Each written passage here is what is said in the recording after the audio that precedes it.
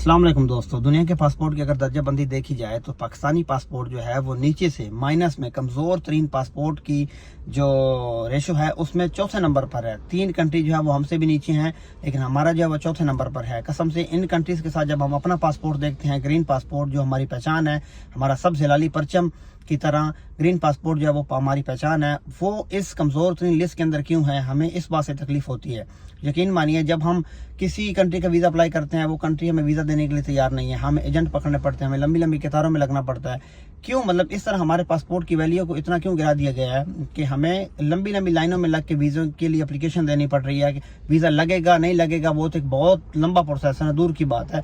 लंबी लंबी कतारों में लगने के बाद जो ज़लालत होती है, उसके बाद वीज़ा एप्लीकेशन सबमिट होती है, फिर वीज़ा मिलता नहीं है, तो ये इंसान जो है बिल्कुल बेचारा मर जाता है। ठीक है, हमारे पासपोर्ट की जो वैल्यू है वो इस तरह क्यों डिग्रेड हो गई है कि हमें मतलब कोई भी कंट्री जब वीज़ा देने के लिए तैयार नहीं है। ऐसे अब आप देख लें अपनी स्क्रीन के ऊपर, सिंगापुर का पासपोर्ट है 192 कंट्रीज़ के अंदर बगैर किसी वीज़ा के वो सफ़र कर सकता है। 183 कंट्रीज़ के अंदर यूरोप का पासपोर्ट है, वो वीज़ा फ्री है। और हम हैं कि वीज़ा लेने के लिए मतलब पागल हुए जा रहे हैं कि हमें कोई कंट्री वीज़ा दे दे, हमारे पासपोर्ट के ऊपर हमें वीज़ा नहीं मिलता।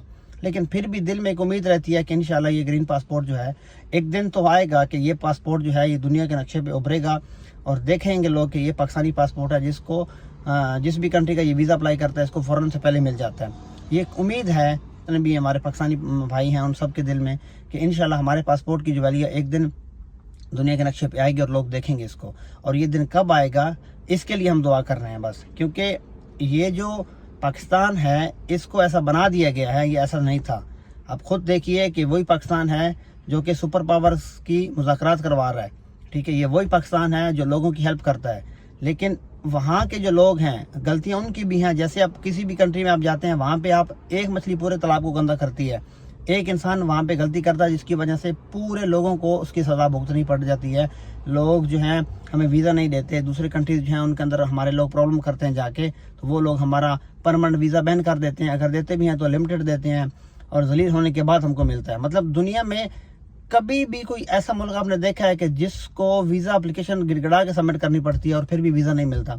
किसी भी कंट्री के अंदर बंदा जब जाता है तो वो कंट्री उसको वेलकम करता है कि बाहर से लोग यहाँ पे आ रहे हैं। ठीक है, और हमारे पासपोर्ट के ऊपर जब हम कोई वीज़ा अप्लाई करते हैं तो जिस कंट्री का अप्लाई करते हैं वो बोलता है कि भाई उधर ही रहे, उधर तुम्हारी ज़रूरत नहीं है इधर। ठीक है, जो हम लोगों की जो वैल्यू है दुनिया के सामने ऐसी है कि कोई भी हमें अपने पास रखना ही नहीं चाहता।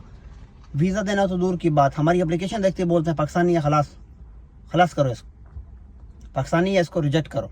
मतलब हमारी वैल्यू ऐसी क्यों हो गई है? इसमें गलती किसकी है?